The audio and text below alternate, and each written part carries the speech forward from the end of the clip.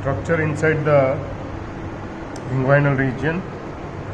Here we have reflected, this is the fatty layer, yellowish color, it is the fascia camper, and below this is the membranous layer of the it is called the fascia scarpa. We have reflected, and you can see here this is the external oblique muscles and most lower fiber of the external oblique from anterior superior iliac spine to the pubic tubercle. It is called the it is a pre-part of the external oblique. It is called the inguinal ligament. So inguinal ligament, it has a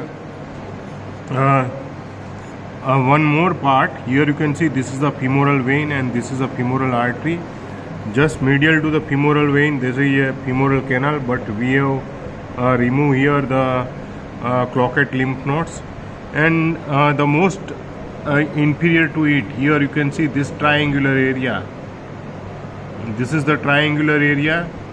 It is called the lacunar ligament. It is called the lacunar ligament. This is the lacunar ligament, and it is a free boundary during the obstructed femoral hernia which is come out from the femoral canal. We can cut the lacunar ligament, and at that time you have to remember there is a accessory obturator artery may be come along with it to take the precaution of the accessory obturator artery.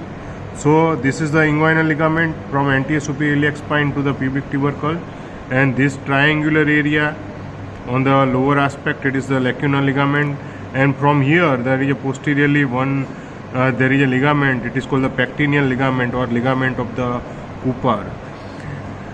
Some of the fibers here you can see we have reflect the fascia, and this is the external oblique muscles, and inside the gap external oblique this is the superficial inguinal ring, and this superficial inguinal ring which passes the spermatic cord.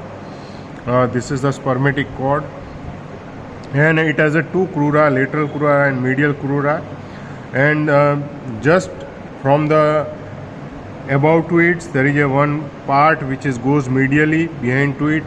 It is called the reflected part of the inguinal ligament, but here we cannot find we cannot properly dissect it. That's why we cannot see the reflected part, but this kind of the fibers which is goes medially and opposite side of the fibers which is attached, it is the reflected part of the inguinal ligament. Here you can see this is the fundiform ligaments. It is the continuation of the fascia scarpa which suspend the penis. This is the fundiform ligament. Just below to the external oblique you can see this is a internal oblique, and here the nerves which is this is the internal oblique, and here you can see this is the internal oblique. Along with it there is a this is the muscles. It is the this is the muscles which is called this is the gap inside the inguinal canal. It is a gap inside the fascia transversalis. It is called the deep inguinal ring. This is the deep inguinal ring, and it passes the spermatic cord.